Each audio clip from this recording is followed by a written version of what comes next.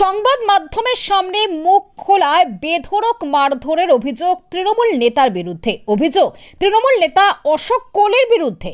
সম্প্রতি রাজারহাটের পঞ্চায়েত সমিতি চাঁদপুর গ্রামে পঞ্চায়েতের বাগু গ্রামের বেহাল রাস্তা সঙ্গে মাটি ভরাটের খবর সম্প্রচারিত হয়। সেখানেই সুমন নস্কর ওরফে দুঃখে নামে এক শ্রমিক সংবাদ মাধ্যমের সামনে মুখ খোলেন।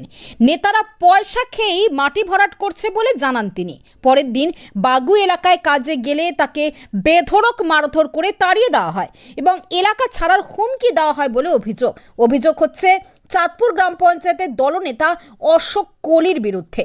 অশোক কোলি নিজে উপস্থিত থেকে তাকে মারধর করান, এমনকি ওই শ্রমিকের গলায় পা তুলে দাঁড়িয়েছিলেন অশোক কোলি বলে অভিযোগ। শেখরপুরে মাসির বাড়িতে থাকতেন ওই শ্রমিক। ভয়ে সে বারুইপুরে তার দিদির বাড়িতে আশ্রয় নেয়। পরে অনেক খোঁজাখুঁজির পর মাসি এবং তার এক বোন মিলে বারুইপুরে তার দিদির বাড়ি থেকে তাকে খুঁজে আনে। সাংবাদিকদের মুখোমুখি হয়ে তিনি জানান, নিরাপত্তাহীনতার মধ্যে ভুগছে ওই পরিবার এবং অন্যায়ভাবে ওই শ্রমিকের ওপর যে আক্রমণ হলো তার বিচার চাইছেন তারা আতঙ্কের মধ্যে রয়েছে বলে জানান। অশোক কোলি কেন মারধর করেছে? আমি ওখানে কাজে গেছিলাম, কাজে গিয়ে ওখানে আমাকে একটা সাংবাদিক যায়, যেতে ওখানে জিজ্ঞেস করে কয়েকটা কথা। জিজ্ঞেস করতে আমি সত্যি কথা বলে দিয়েছি যে এখানে পার্টি যদি না খায় তা কে খেয়েছে, পার্টি খেয়েতে এই টাকাটা এই কাজটা হয়েছে। তা এইটা বলতেই এইটা সব জায়গায় ছড়িয়ে যেতে অশোক কোলি পরের দিন সকালে ওই 12টা 1টার দিকে এসে আমাকে খুব মারধর করে। পাকা রাস্তায় ফেলে মারধর করেছে, গলায় পা তুলে দিয়েছে।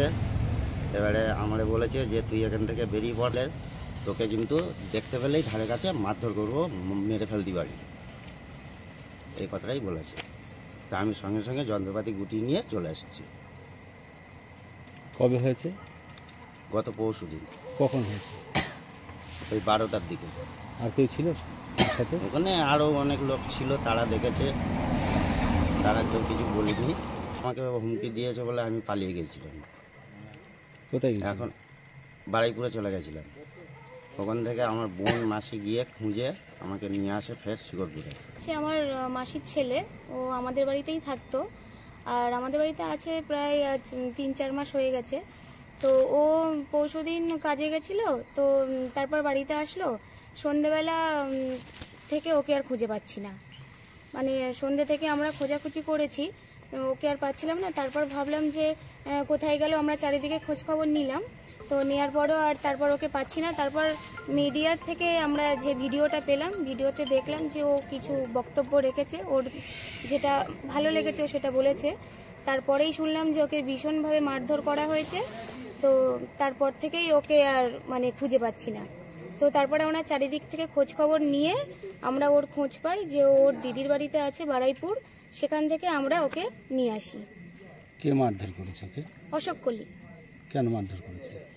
ও ওই নিজের বক্তব্য রেখেছে, যেটা ন্যায্য কথা যেটা বলেছে সেটাতেই ওনার হয়তো খারাপ লেগেছে। অবশ্যই ও, আমার তো মনে হয় নিরাপত্তার জন্য প্রশাসনের কাছে যাওয়া উচিত। তবু আমরা ভাবনা চিন্তা করে দেখছি। মিডিয়ার কাছে যদি আমরা ন্যায্য কথা বলি, যদি সঠিক কথা বলি, তাহলে আমরা সাধারণ মানুষের আমাদের আর নিরাপত্তাটা কোথায়? এইভাবে সঠিক কথা ন্যায্য কথা বলার পরে যদি মার খেতে হয়, তাহলে আমরা সাধারণ মানুষ কিভাবে রাস্তাঘাটে চলাফেরা করব? তাহলে তো আমাদের মুখ বন্ধ করে চলাফেরা করতে হবে। তো আমি চাই এর একটা সঠিক বিচার হোক। ওকে যে নির্দোষ যে ওকে মারধর করা হয়েছে, এর একটা বিচার চাই ব্যাস।